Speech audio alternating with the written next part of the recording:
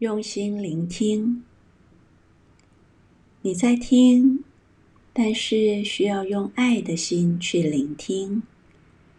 现在给自己一个聆听爱的机会。爱很容易被所说的语言包装。你的心对这个情况有什么看法？心知道真相，相信你的心。静静地坐下，深呼吸，问问你的心，你需要知道什么？爱的第一个任务是聆听。你是不是常常在听自己或别人说话的时候分心？你是不是常常陷入在自己的情绪当中？在回应或反应之前，花一点时间处理正在接收的讯息，不论是自己或别人传达出的讯息。学会用一颗开放的心去聆听，这会帮助你获得成长，或是确认你已经知道的事情。聆听在具有挑战性的情况下，可以发现美好的、快乐的事物。控制情绪，停下来聆听。你听到了什么？还有，用心体会，聆听可以如何带给你生活更多的幸福。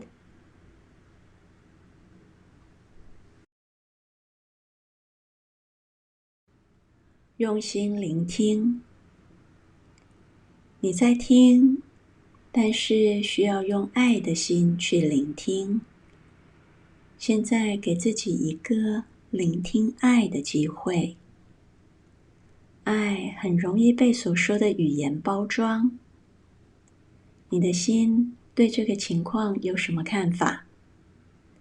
心知道真相，相信你的心。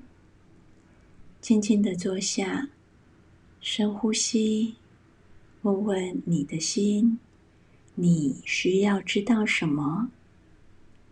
爱的第一个任务是聆听。你是不是常常在听自己或别人说话的时候分心？你是不是常常陷入在自己的情绪当中？在回应或反应之前，花一点时间处理正在接收的讯息，不论是自己或别人传达出的讯息。学会用一颗开放的心去聆听，这会帮助你获得成长，或是确认你已经知道的事情。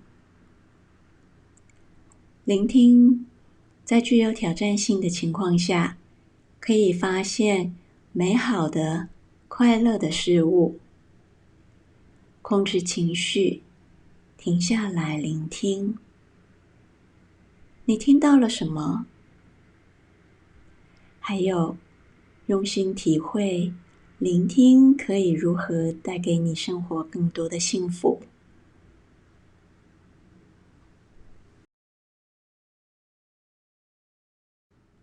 用心聆听。你在听，但是需要用爱的心去聆听。现在给自己一个聆听爱的机会。爱很容易被所说的语言包装。你的心对这个情况有什么看法？心知道真相，相信你的心。静静地坐下，深呼吸，问问你的心，你需要知道什么？爱的第一个任务是聆听。你是不是常常在听自己或别人说话的时候分心？你是不是常常陷入在自己的情绪当中？